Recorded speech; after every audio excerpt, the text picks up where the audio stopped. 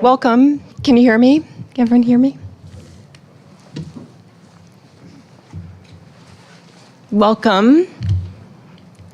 I'm Kate Bernheimer, and it is my pleasure to congratulate the University of Arizona MFA program in creative writing as we celebrate our 50th anniversary. Ooh. Plenty of... I began my role as the program director just this year, and I was excited my appointment aligned with this moment in history because I'm not only a professor in this program, I am also an alumni of it. A long time ago. Since its founding in 1972, the MFA program has been recognized for its innovative approaches to the teaching of creative writing, the study of literature as an art form, and training for work in the field, and perhaps most of all, for its generations of authors who have emerged from our student cohorts, many who have had very illustrious careers. Our alumni have brought meaning to the interior lives of readers through a half-century across more than 1,000 book publications, among other meaningful works in the world. For a quiet moment, I'd like for us to privately remember some MFA community members whom we have lost, some quite recently. In the moment of silence, or quiet, I should say, please do call out the names of any MFA alumni, faculty, staff, or community member, past or recent, you wish to have held in this space. Most recently, we learned of the loss last month of Kevin McElvoy and Philip Gerard.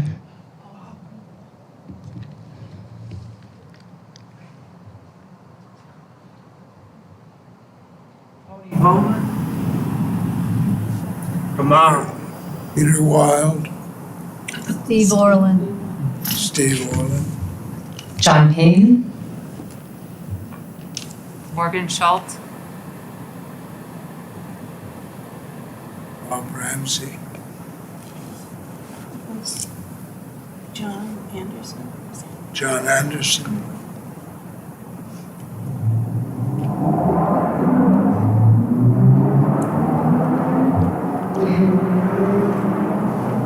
It's not easy to follow one's artistic sensibilities into a life of the mind, to dedicate oneself to mostly working alone many hours a day with the technology only of language, such a mercurial tool.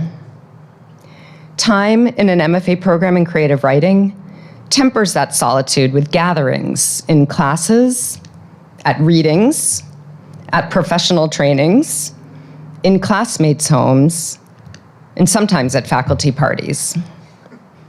Not as often as we used to. I recall one gathering at Professor Joy Williams' mid-century home when a javelina suddenly appeared in the middle of the very dark and very crowded living room. And her husband, who also taught in the program at the time, Esquire fiction editor Russ Tills, raised his martini to the room full of disheveled MFA folks and said with great confidence and flair, "I'd like to introduce you all to Tucson's newest author." Somehow the javelina made it safely back into its natural habitat. At some point, every reader tonight and every student in this program has been Tucson's newest author, showing up poignant as a javelina, blinkingly alone in a strange, crowded room. As faculty, we have the chance to watch you emerge in your splendor and return to your more natural world. It is a gift. I learned how to do this tangibly from some of my own professors, including Elizabeth Evans, one of our introducers tonight. Once, she kindly stapled her favorite Grimm fairy tale to a short story manuscript of mine before handing it back to me marked up brilliantly in every sentence with a pencil. She forever quietly changed the course of my literary life by affirming that I wasn't alone. Occasions like this are the chance to take pride in the MFA program's small and big moments, all of the accomplishments, and to raise a glass to our current MFA students, many whom are here, our dedicated staff, sponsors, our wonderful undergraduate creative writing students, an important part of our community, our alumni, of course, the Poetry Center, and our university home, the College of Social and Behavioral Sciences. Happy 50th MFA program. You will now be introduced to our distinguished alumni authors who are scattered somewhere about. I see all three of you now. Okay, good. You're here. You're a stunning trio of voices, and I'm so honored to be introducing this event. Our readers will be introduced by Elizabeth Evans, whom I just mentioned, Professor Emerita, and she will be introducing Cara Blue Adams. Professor Ander Munson will be introducing Aisha Sabatini Sloan. And Bojan, there you are over there. Bojan Lewis, a professor as well, will be introducing Alberto Ríos. Enjoy the evening, and thank you for coming.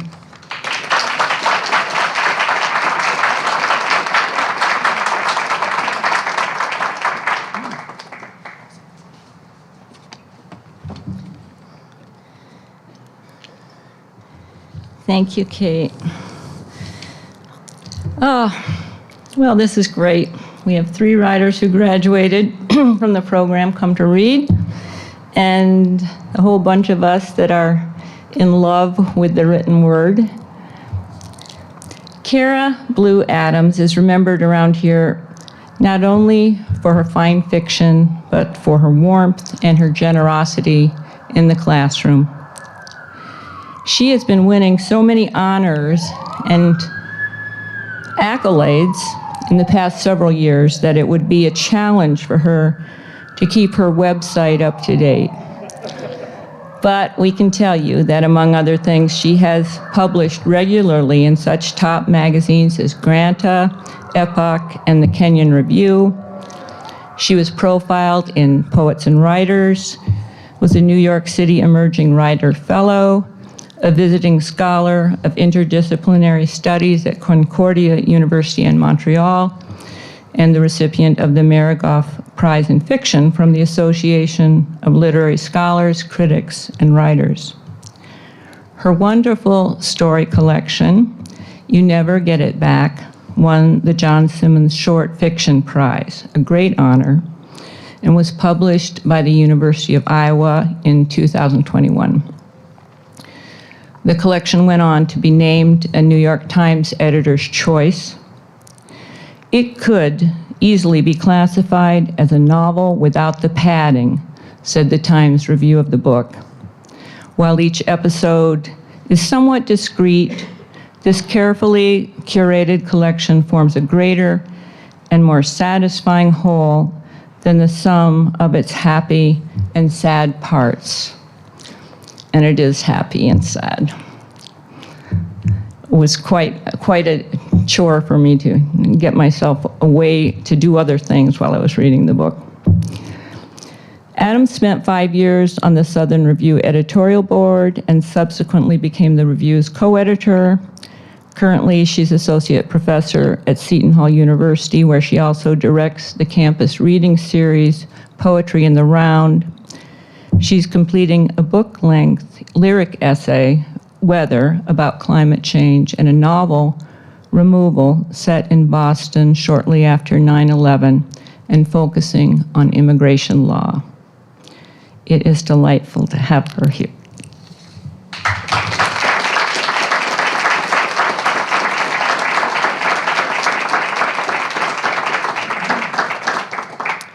Thank you so much, Elizabeth, for that introduction. And thanks to all of you for coming this evening. Special thanks, of course, to the program for inviting me, to my former faculty, and to my classmates, Aisha and Matt, and other people in the crowd amongst. I'll never forget getting my acceptance letter to the MFA program and asking myself, where is Tucson? And having to get out a map and discover the answer to that question. And being from New England, I was so excited to get to spend a few years in the Southwest in the desert. And I'll also never forget reading one of Elizabeth Evans's novels as I prepared to leave for Tucson, and shocking myself and everyone else in a coffee shop by reaching the end of the novel and bursting into tears. The chance to get to study with faculty like Elizabeth and Orly and many other people was just life-changing.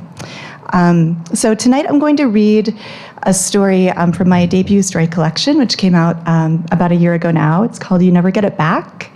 And the stories all follow a young woman from New England through her early 20s into her mid-30s as she moves around the country. At first, she studies the optical sciences, and then she decides to become a writer. And so the story I'll read from is called Shoulder Season. It takes place about 2/3 of the way through the book, and she's deciding at that point to leave the graduate program in optical science and to become a writer. So it's set here in Tucson. Shoulder Season. My week had been quiet. It was March, not cool, but not hot, and everything getting ready to bloom. Swallows, green and erect, stretching up from the dun-colored desert. No other houses in sight. His nearest neighbor, a mile down the road. The first day, I had seen a rattlesnake. I called the dogs back just in time. It took me a few minutes to stop shaking. The night before this, my ex-boyfriend had emailed me. Not Javier, not Michael, but the person for whom I had once lain awake all night, unable to sleep, and eventually walked myself to the hospital, saying that I thought I was losing my mind. I'd waited in a cold room, in a robe, crying for an hour. No one came. Eventually, they let me leave. He had dreamed about me, he wrote, and he missed me still. In 2 months, he was getting married. That last part, he didn't tell me. That I knew from looking him up online. His fiancée had registered for plain white towels. The first time he kissed me, I was 21. He looked so vulnerable, so given over to happiness, so, I don't know how else to say this, so mortal. Who needed that? Not me. I deleted the email. Then I deleted the deleted copy. Then I spent an hour trying to get it back. On Sunday afternoon, I stood on the roof deck. The deck overlooked a wild, beautiful stretch of the Sonoran Desert. Coming from the northeast, the landscape awed me still. Purple mountains and vast sky and undulating waves of light, dry earth. Beside me, my advisor stood, drinking a beer. An hour earlier, he had arrived home from the airport. He'd been staying in Berlin for the past week with his new love, a German physicist named Johannes, whom he'd met in Amsterdam, while I looked after his dogs. I hadn't planned to tell him about my decision, not yet, but we'd been talking about love, new love, and though it was a radical thing to say and an even more radical thing to do, the truth had emerged from my mouth. I was done. I was quitting the program. Now, we were looking at each other, surprised. But why, he asked me. A job offer, he said. You've accepted an offer. No. Then what? Before I could answer, he said, you won't have to move somewhere you'll hate, somewhere without men. Not if you don't want to be an academic, and you don't need to be. It's not that. It's Javier. No. You're 2 years away, maybe 1. A jet flew by, marking the sky with the faint white lines my neighbor Miles called weeping chemical trails. He'd studied classics at Harvard in the 70s. Now he was in his 60s. He was tall and rangy, athletic. Though he was HIV positive, he had been able to manage the illness. His gentleness and intelligence were evident when he spoke, though he also had some strange ideas. He lived behind my house in a little studio, taking care of small repairs for the woman who owned the buildings. In his spare time, he kept up his Latin and Greek. "Don't do it," my advisor said. "Don't give this up for nothing." I was writing back then, had just started, and I was trying to write myself out of a rage I didn't want or understand. "I won't," I said. He looked relieved, but that wasn't what I meant. The day before I'd begun to write, I went by Sylvie's place. "It is too hot to live," Sylvie said in greeting, her hair wet from a cool afternoon shower. I envied her nonchalance and her legs, which were long and golden brown and tapered to elegant ankles with little divots on either side of the long bone. The heat was making everyone insane. People were not supposed to live in the desert, Sylvie continued. She was leaving the desert. She was moving to San Diego. That was it. She was moving to the beach. It was final. But then she emerged from the bathroom wearing a faded green bikini, and we set up lawn chairs in her sandy yard and drank cheap white wine with ice cubes and invited the sun to bake our brains into a fine casserole. We were neighbors, more or less. She lived 4 blocks away in a casita behind a large wooden fence with a metal gate she would prop open for me on Sunday nights when I came over to join her to watch bad programming on her small TV set. People in our neighborhood liked fences, or to say it another way, they didn't like meth addicts breaking in. 3 times that year, Sylvie's car windows had been smashed, and it was only April. Now, it was the shoulder season of the day, late afternoon, a pause. We sat in the sun, Sylvie yawned, I scratched my leg. What I wanted most was for us to go on this way, all potential, no action. I liked this state. Longing was, I felt, preferable to disappointment. What if your soulmate and your best friend and the love of your life turn out to be 3 different people, she asked me. It's a stupid question, she said, but this guy asked me, and now I can't stop thinking about it. I'd be pleased if I met one of them. What if one turns out to be a really bad person, she said, like a murderer, or one of those people who insists on correcting other people's pronunciation? It's said epitome, I said. Nothing was turning out as we had imagined, and maybe it was the strength of the desert sun, but we felt like we were squinting toward a future that glowed white without possessing any discernible shape. Waking and looking out the window, I sometimes could not recall whether it was January or July. This dislocation felt pleasantly cotton-like, like waking from anesthesia and drifting back to a sweet, drugged sleep. I hope one's a dog, I said. When my intentions became clear, my advisor said, I should have known. Why? I asked. You didn't come to Boston. It wasn't because I was thinking about quitting, I said. But then I thought about it more, and maybe it was.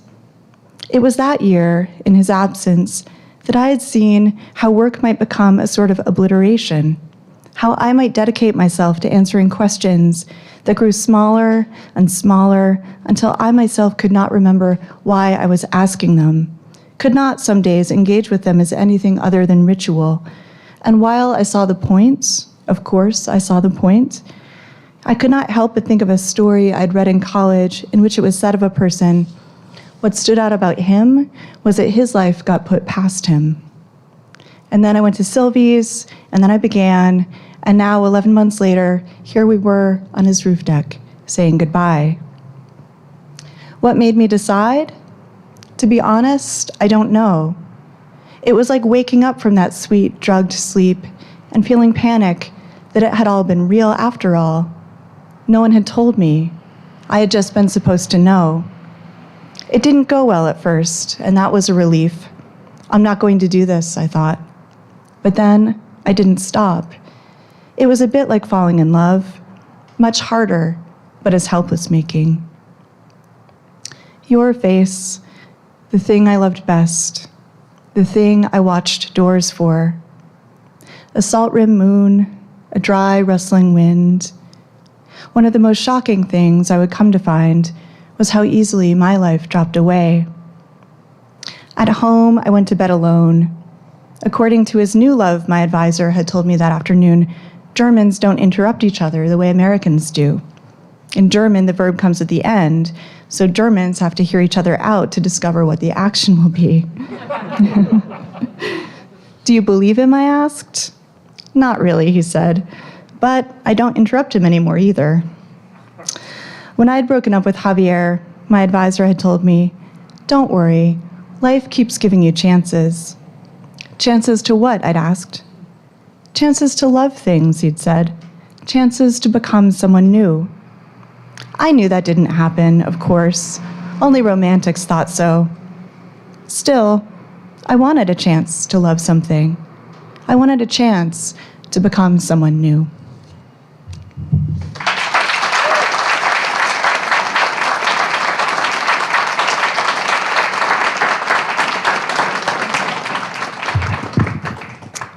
That was killer. Thank you. It's so nice to be here surrounded by many of our alums, some of whom I taught, some of whom I did not. And to be here celebrating this program, which has been a big part of my life. This is the place I've lived probably longer than any other place, which feels strange to say, but it's true. So it's really great to be with you all here tonight. And shout out to all the people who directed the program in the past, Susan Briante and Manuel Munoz, who can't be here tonight, Kate, who's doing it now, Orly Sheehan, who did it for many years, and is, in my mind, with Allison Deming, also a program director, the heart of the program. Shout out to you all. You did well to build this thing. But let's talk about Aisha. I met Aisha Sabatini Sloan in 2008 on my campus interview for the job I now hold. I don't know if you remember this, probably you do. I didn't get to read any of her work as part of the workshop I taught in my visit, which didn't go super well. But I met Aisha and a handful of other MFA students over coffee to talk about the program, their experiences in it, and what they most valued in the faculty and community. Part of what I was trying to understand, thinking about whether I wanted to enter the long story of Arizona's MFA, was what kinds of students were here, what kind of community this was, and what they thought nonfiction was, and more importantly, could be. Of course, I remember the students I met that I would go on to work with closely, Beck and Lisa and Kristen and Jenny, shout out to you all. I remember you and your work often and fondly. But of the Arizona students I never got the chance to work with, I mostly remember Aisha Sabatini Sloan. Aisha's intelligence, vision, and empathy were as obvious then in that conversation in 2008 as they are clear to me now as the engines that drive her work. I took the job. Any program that had thinkers like this seemed like it would be a good thing to invest in. And unlike my Dogecoin, it's been a good investment. Shout out to FTX. With each of Aisha's 4 books so far, her work has expanded in its ambition, formal intelligence, its deviousness, its heart, and its execution. I devoured each book as it came out, each one teaching me something new about what nonfiction is capable of doing.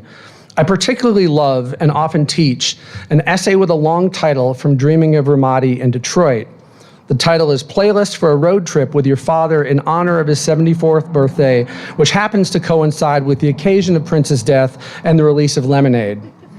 This is always a hit when I teach it, and I taught it again this semester. A couple of my students are here and remember that. Like the book, this essay is beguiling and wise, hilarious and weird, clear-seeing and clear-feeling, and also, for me, a great introduction to her dad, who is, I guess you'd have to call him a collaborator? Lester Sloan, who we meet in this essay, who I met in this essay, is also one of her most memorable subjects and a powerful influence, and occasionally, I think, even a bit of an antagonist, and clearly a hell of a photographer, and for sure an unforgettable guy. I know this because in her most recent book, Captioning the Archives, out last year from McSweeney's, Aisha and her dad go through his considerable photographic archives and talk about the photographs and the stories around them. It's a fantastic and extremely entertaining read. I audibly gasped often reading it as we casually encounter some extremely famous people in surprising and illuminating ways and go deeper into his life and Aisha's and the relationship as it's described and performed in the back and forth. One of the things I really like about the book is also, like, I cannot imagine writing this book with my dad, but you are able to hold back like so beautifully in there. It's really, it's a wonderful performance. And it's a great book. I've had such a blast reading it. Capturing the Archives makes for a lovely pairing with Borealis, a travelogue and meditation on the meaning of place and being and blackness in the Alaskan outdoors that is as much about the strangeness of the place as of being and being in the place, and taught me something new about looking. Just this last week, I saw the news that Aisha signed a contract for her next book of essays with Grey Wolf. And on behalf of the three of our faculty who all have books out from Grey Wolf this fall, shout out to Bojan and Manuel, I'd like to extend a formal welcome to the pack. I think I'm supposed to make a howling sound, but I'm not going to. Aisha, it's been such a pleasure to read your work and to know that it's such an important part of the Arizona MFA story, and to have you back here tonight to help us celebrate that whole story. So welcome Aisha Sabatini Sloan back to the U of A.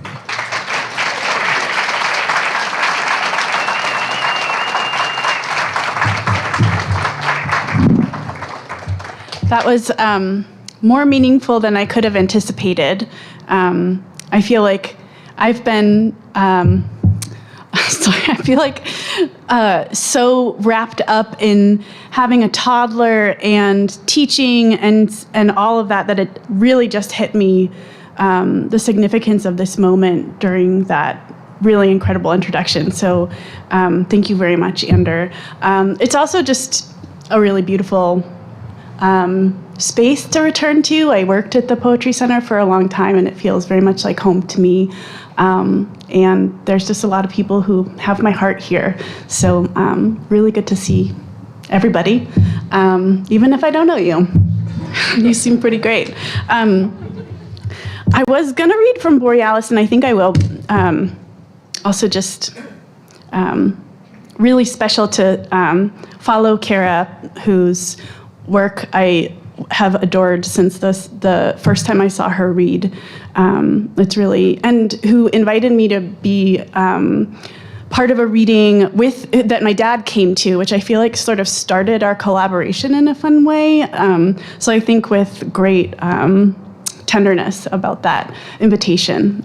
It was one of my first times reading, and it was really special. So yeah, just a lot of heart tonight. But I thought, because Ander mentioned captioning the archives, that I might just read a couple of captions from that book, which I pulled up in my email. Oh no, it went away. Is it over there? Is there captioning the archives back there by any chance? Does anyone at the book table see it? Is there a book called Captioning the Archives on that table by any chance? No, okay. Thank you for looking, sorry. Okay. I'm just going to let go of that idea. Okay.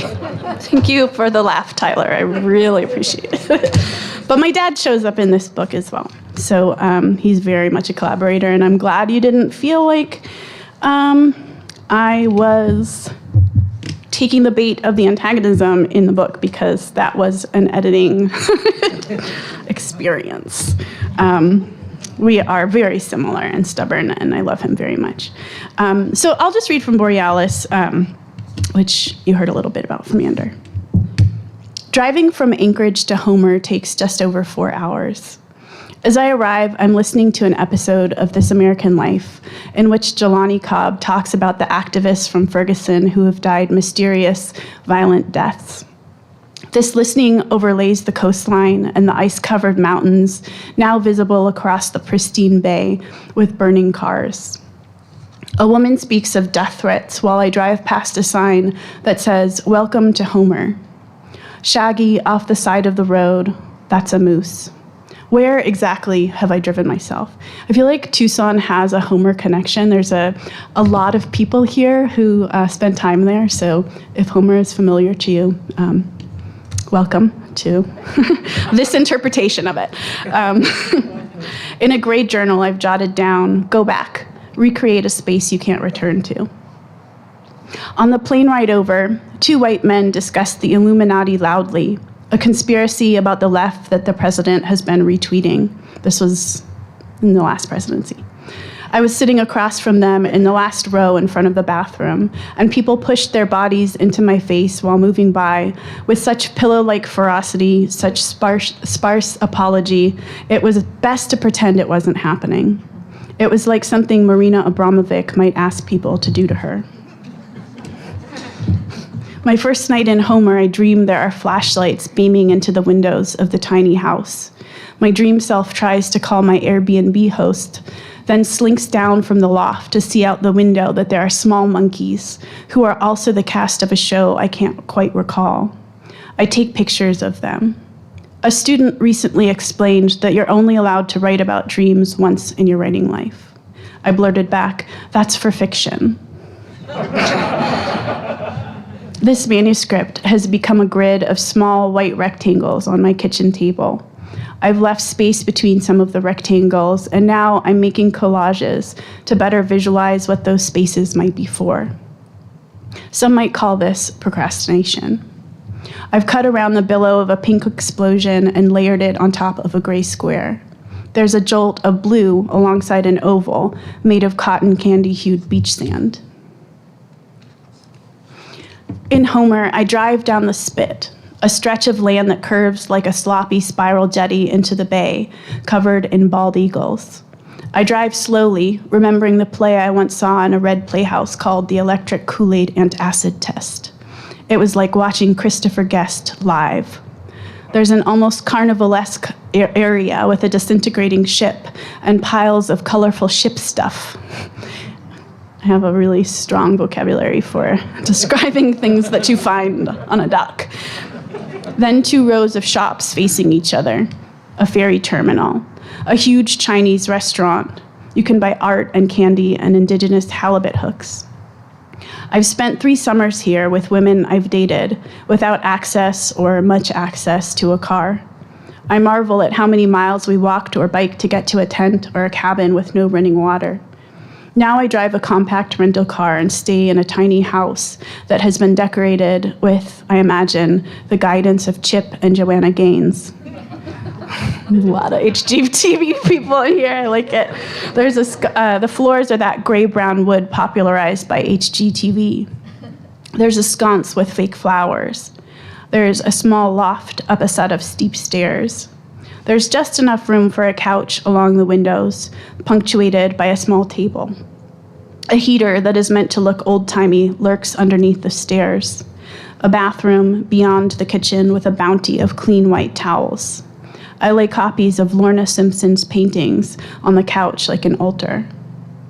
All along the Spit, Sinatra sings When I Was 17 on the car radio. It is a very slow song, like an empty dance floor.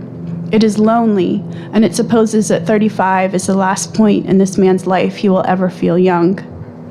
I feel all of my ages now, imagining those selves walking or biking along the water's edge. If I were going to choose a quotation to describe my relationship to this place, it would be this from Renee Gladman. Quote, I began the day asking the individuals of this group of my ex-lovers to map a problem of space, but not the problem that involved the anxiety of whether they could or could not draw, nor the one that asked how it was even possible to translate problems into lines. Rather, I meant real problems, where you had to think about where you were in a defined space and what your purpose was for being there. I asked out Kay, my college girlfriend, with a quote from the film Crossing Delancey. I crafted courtly emails in a rush of adrenaline to entertain my friends. On our first date, we drank sweet, hot beverages at a quiet bar in our small Midwestern town. Someone was wearing cowboy boots. It was me. After the first... Thanks, Lisa. Lost my place. After the first night at her co-op, I woke to go to the printmaking studio, high off of her, living out a scene from the movie I had and had not imagined for my life. Rumpled sheets, morning light, and an empty art space. After we graduated, she moved to Alaska, lived through a rose and slate-skied winter with her best friend in a cabin with no running water. She had a day job assisting a dog musher. We were on again, off again when she got a dog and named him after a tropical bird. I moved home to California and had panic attacks, looping the golf course where sometimes I might jog past Dustin Hoffman. I looked at the ocean a lot and worked at a bookstore in a mall and cried constantly in the self-help section. I boarded a flight from Montana to Los Angeles when suddenly I got the idea to get off the plane and buy a ticket to Alaska. I kept unbuckling my seatbelt, thinking I would march down the gangplank, go up to the counter, and fly to Fairbanks. It was the middle of winter. I had no coat, much as I do now, because I came from Michigan and forgot that it's cold at night in the desert. So the thin white man next to me turned slowly and asked if I was okay. I kept rising to disembark. For some reason, I told him everything. He listened calmly and suggested my relationship with Kay was not contingent on me flying to Alaska on a whim. I flew back to my parents' apartment. I thought I might be a nanny in France and was saving money without making any plans. One day after hearing a friend's roommate had moved out, I asked my manager if I could transfer to another bookstore and moved on a whim to Boston. When Kay invited me to spend the summer with her in Homer, we'd been on a long pause. It was a gorgeous depression of winter. I walked to the bookstore, modeled with my clothes on for a drawing class near the alewife stop at the end of the Red Line. Saw Eternal Sunshine of the Spotless Mind in the theater. I was sleeping with a coworker who had freckles and the most delicious gap in her teeth. In Kinds of Water by Anne Carson, the speaker describes a pilgrimage along the road to Compostela. She writes about a river underneath her hotel window with a big waterfall.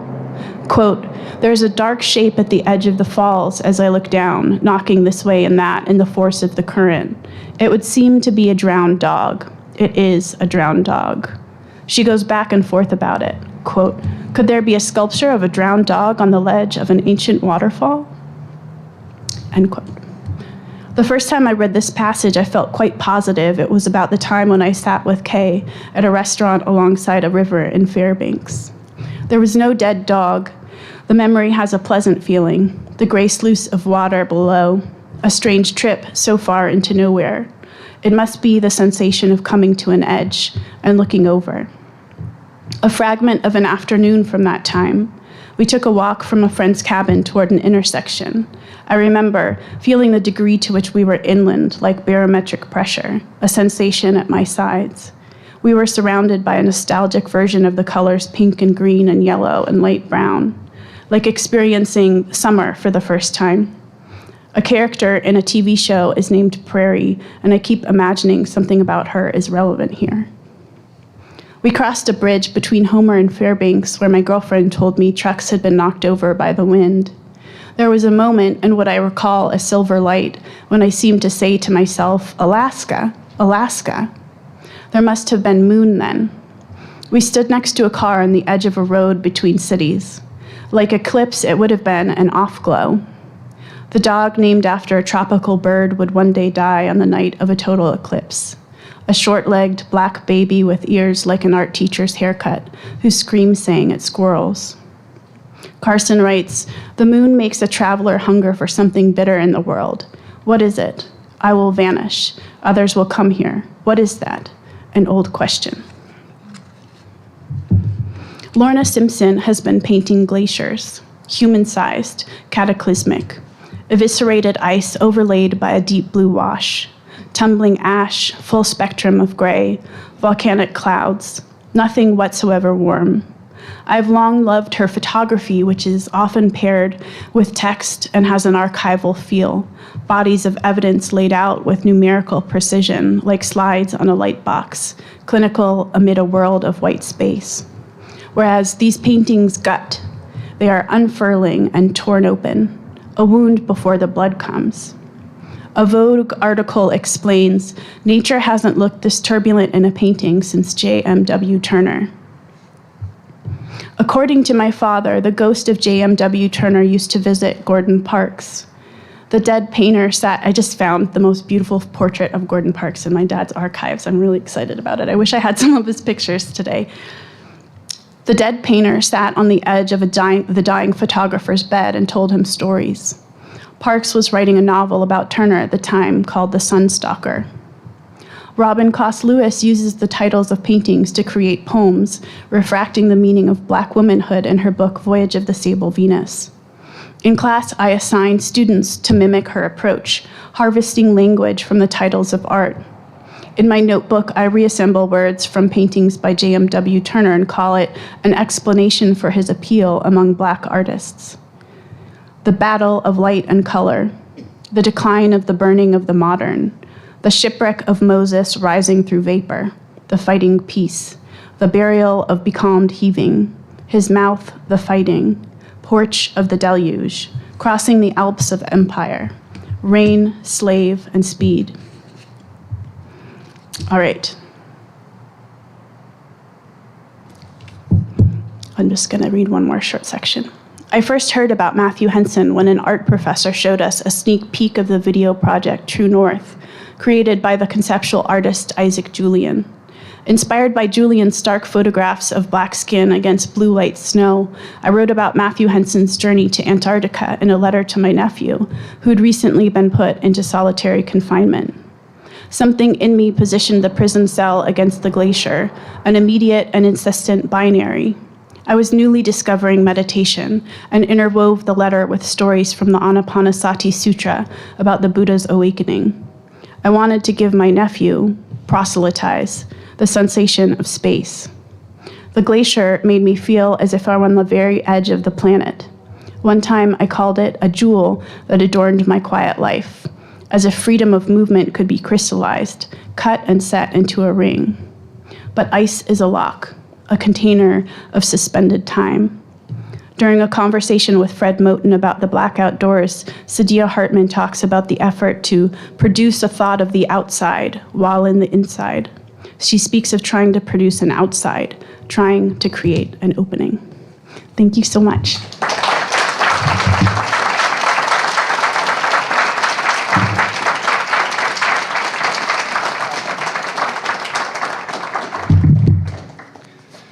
Good evening. I'm Bojan Lewis. I'm just going to start with some of Tito's recent publications and achievements, otherwise we'd be here all night. Alberto Ríos, his most recent work is Not Go Away Is My Name, Poems, and a Map of All Good Things, a Novel. Recipient of a Pen Beyond Margins Award, Western Literature Association Distinguished Achievement Award, a Rocky Mountain Emmy Award, and a finalist for the National Book Award. Ríos teaches at Arizona State University, is Arizona's inaugural Poet Laureate, a recent Chancellor of the Academy of American Poets, and Director of the Virginia G. Piper Center for Creative Writing. I didn't teach Tito, like the other introducers here. Rather, I was Tito's student when I was in the MFA at ASU. And I was super excited to be able to study with someone who I considered an Arizona guy. Like we could converse and relate in a different way. You know, we could sort of suspend the discussions of the illusion and disillusion of the Wild West that this Southwest place holds and cut the bullshit, right? You know, I owe Tito a whole lot. He's guided me through my career. And aside from teaching me, like, I'm working on a project or I'm working on a book, he taught me that to think longer and further. Like, I'm cultivating a life. I'm cultivating a life of work. And I see that in his work. He publishes short stories, essays, poems. And I didn't know what I was going to write. I couldn't even think of where to begin to reflect on my relationship with Tito. Mainly because I think it just means so much to me, and my toddler stole my iPad. But one of my earliest memories of Tito is sitting in his office when I really just like kind of worked up the guts to go and sit and talk with him. And what we talked about for like an hour was the Stegmuller translation of Flaubert's Madame Bovary. And we just like went page by page for a bit. And he pushed me real hard, just like Cynthia Hogue, who's in the audience as well. They told me like I wasn't good. They told me I was doing fine, but that I needed to work harder. And they gave me mountains and mountains of books to read, and I read them all. And I remember Tito gave me, instead of like telling me what I should do in my revision, he just gave me a packet of revision exercises and said, this is what you should probably try and do. And I did all of them.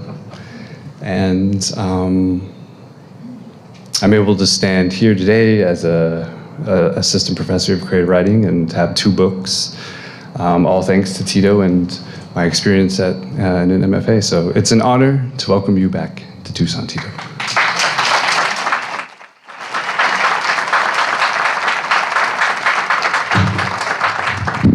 Thank you, Bojan. That means a lot. Checks in the mail. Bienvenidos todos, 50. That's a pretty cool number. I can't believe that I've actually run the gamut of all of those years. I came to U of A. I was born in Nogales, not exactly a college prep experience. And I started the U of A not as a university. I didn't know how to come to university. We didn't have a lot of college recruiters. And instead, what I did know how to do is come to 13th grade. And that's how I came to college, as what I could handle. And when I came here, what was thrilling was not my first year. That was, you get through your first year. But when I signed up for classes for my second year, sophomore year, the truth of it is, I was going through the U of A catalog, and I went to English department. I had grown up in a bilingual household. I struggled with freshman English. I thought I'd never come to an English department again, ever. But by accident, I landed on English department.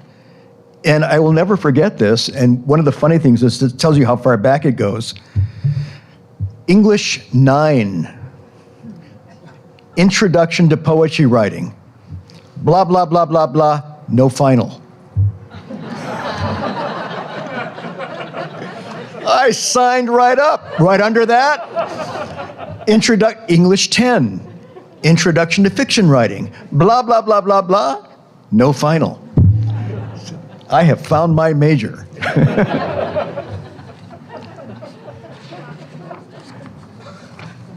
I thought these were the coolest classes ever, and they were, until the end of the first semester or so when Bill Recker, I think Bob Houston, you might remember him. Bill Recker was my first poetry teacher, and Peter Wilde was my first fiction teacher.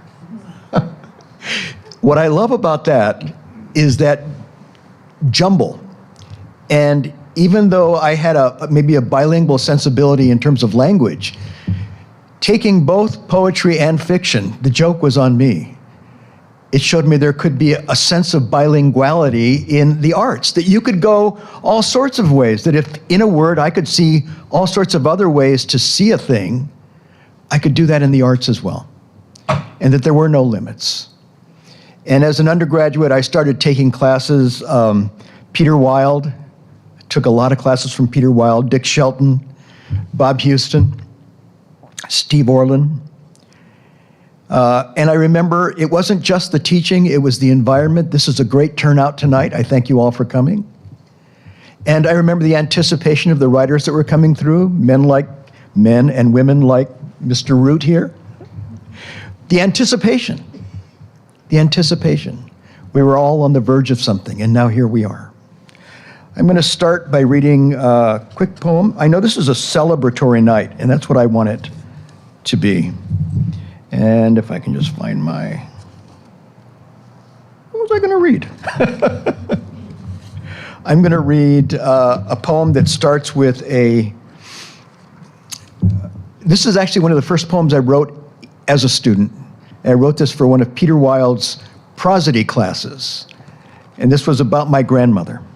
And when I came here, when I first turned in poems, I turned them in Spanish because I didn't know how else to hide.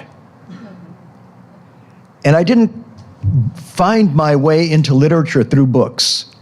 I came from an oral culture, a tradition of family storytelling, and my literature came from somewhere else. So that when I started to read books and started to be introduced to them, it was thrilling that you could take ideas, the imagination, and turn it into words and colors and other things like that had meaning. It was literally thrilling. This is a poem in terms of my sensibility about having potentially lost some of that or come close to it. When I was growing up, we were punished for speaking Spanish. By the time I was in junior high school, I thought I couldn't speak Spanish anymore. It wasn't true. It all came back. It hadn't gone anywhere. But for a while, I thought I couldn't. And I was still going to my grandmother's house at least once a week for lunch, and my grandmother only spoke Spanish. I thought I only spoke English. You would think we had a problem. But a grandmother and a grandson sitting down for lunch, that's not a problem. And what we ended up doing was inventing for ourselves a third language, a better language, one we concocted together, and it's one I think so many of you will understand. She would cook, and I would eat. But no joke, I remember it to this day. This is called Nani. This is the diminutive of Nana, which if you go to Mars and ask where the Nanas are, they're going to point you to the grandmothers. I don't know how that's a universal word in so many languages. Nani. Sitting at her table, she serves the sopa de arroz to me instinctively, and I watch her, the absolute mama, and eat words I might have had to say more out of embarrassment. To speak now foreign words I used to speak too dribble down her mouth as she serves me albóndigas. No more than a third are easy to me. By the stove, she does something with words and looks at me only with her back. I'm full. I tell her I taste the mint and watch her speak smiles at the stove. All my words make her smile. Nani never serves herself. She only watches me with her skin, her hair. I ask for more. I watch the mama warming more tortillas for me. I watch her fingers in the flame for me. Near her mouth, I see a wrinkle speak of a man whose body serves the ants like she serves me. Then more words for more wrinkles about children, words about this and that, flowing more easily from these other mouths. Each serves as a tremendous string around her, holding her together. They speak Nani was this and that to me, and I wonder just how much of me will die with her. What were the words I could have been or was? Her insides speak through 100 wrinkles now, more than she can bear, steel around her, shouting then, what is this thing she serves? She asks me if I want more. I own no words to stop her. Even before I speak, she serves. You ever tried to tell your grandmother you don't want more to eat? Doesn't matter what language you speak. It teaches you a lot about language. It goes beyond that. Something I've often said is, a dictionary is efficient, has all the words in the world, but a poem is effective. And there's a big difference. You just need the right words, right? I mention in this poem, Nani, that she is looking at me with her back and her hair.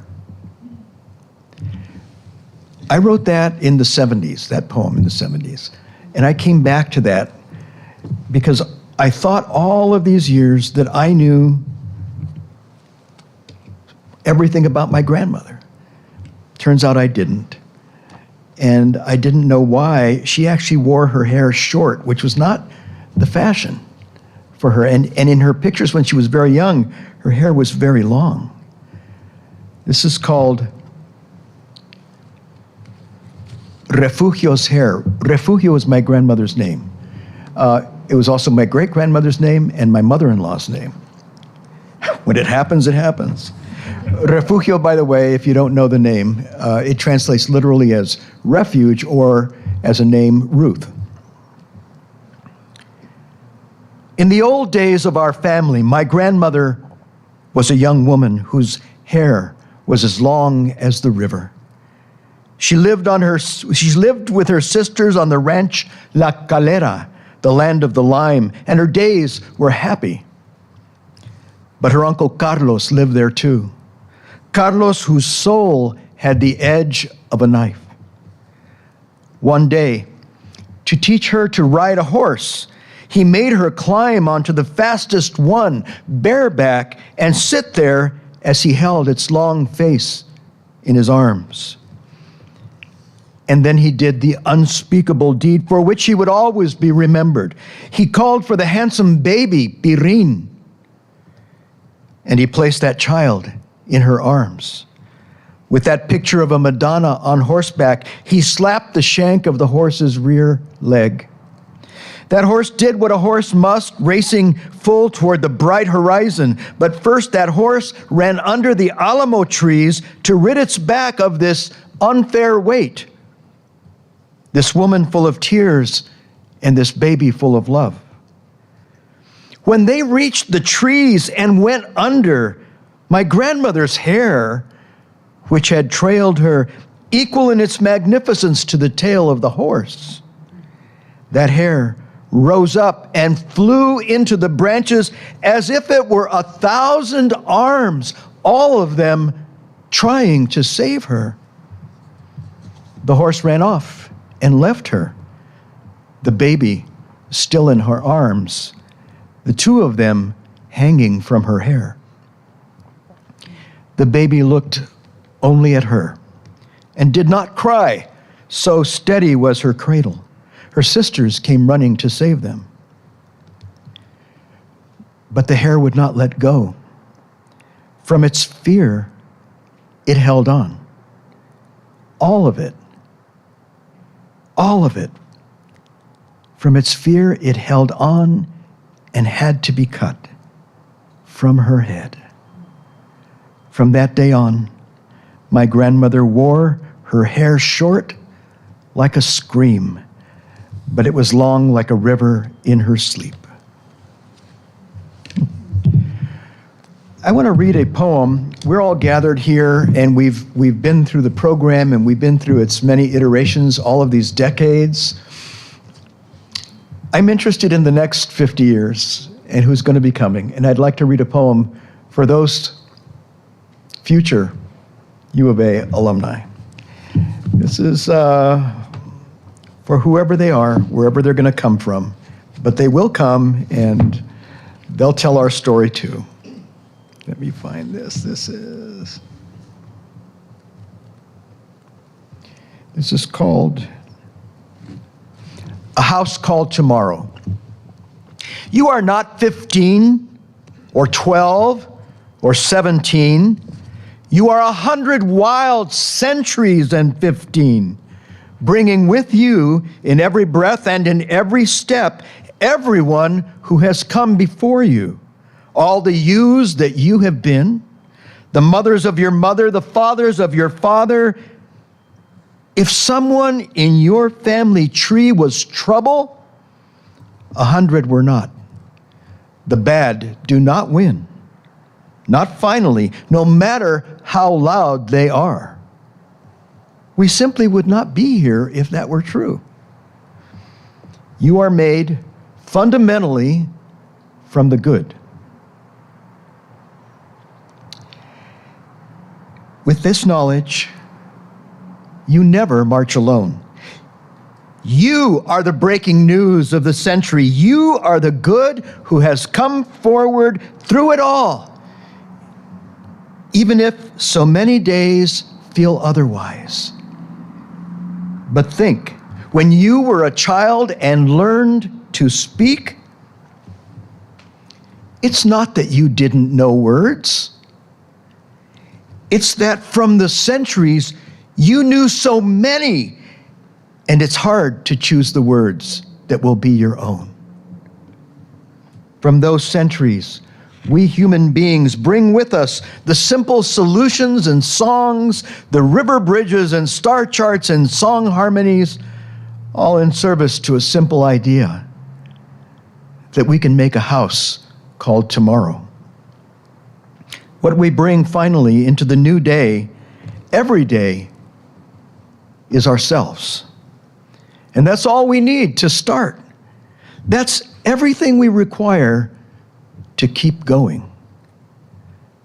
Look back only for as long as you must. Then go forward into the history you will make. Be good, then better. Write books, cure disease, make us proud, make yourself proud. And those who came before you, when you hear thunder, hear it as their applause. I know we have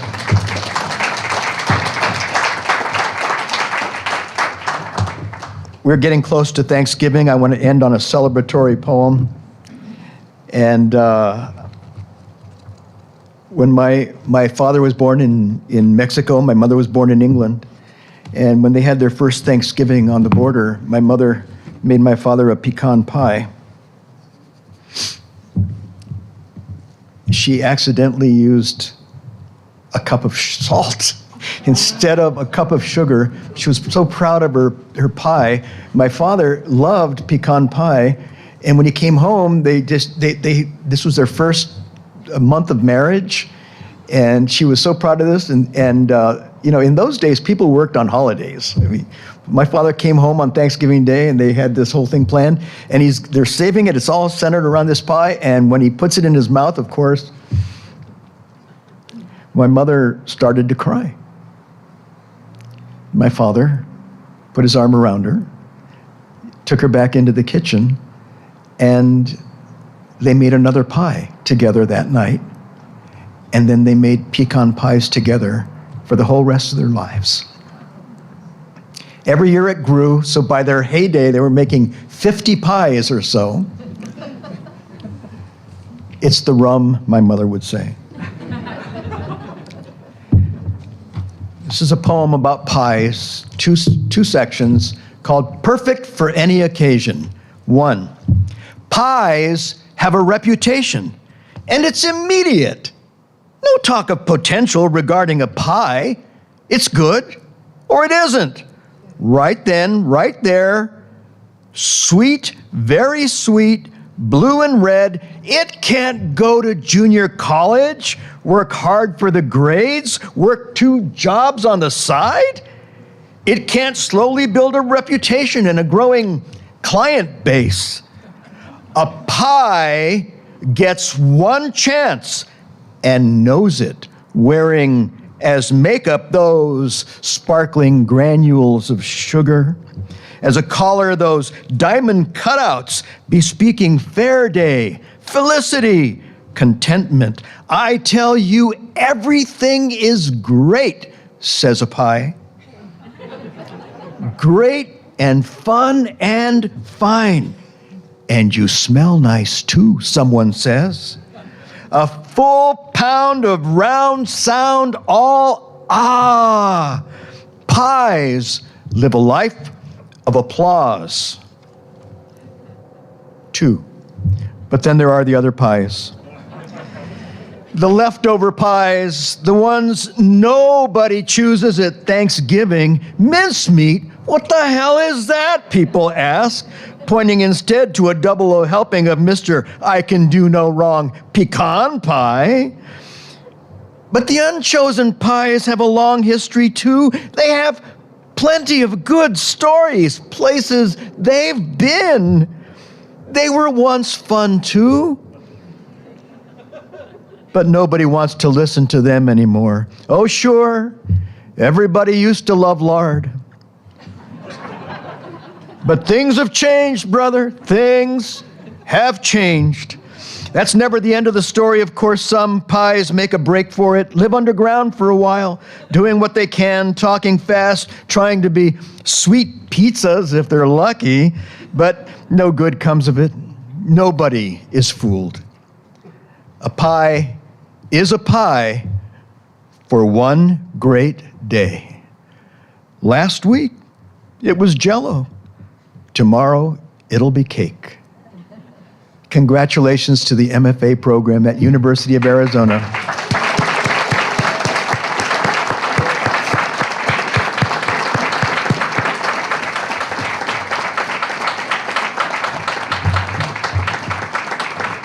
And thank you all for being here.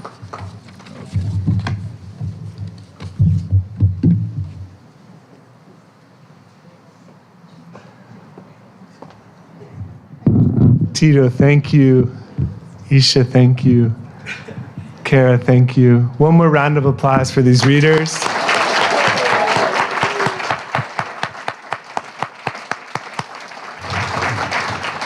There are lots of books for sale over here, and you should go grab them now. I want to tell you about two quick upcoming events at the Poetry Center before we send you to go eat cake that is made with sugar and not salt.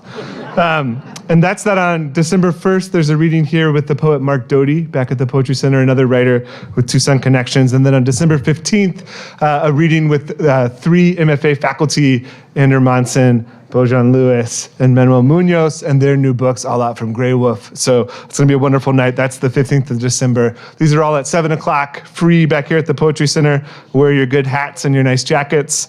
The cake is carrot cake. Be bold. It has vegetables. Have 2 or 3 servings. It's in the back. Thanks again, everybody, for coming.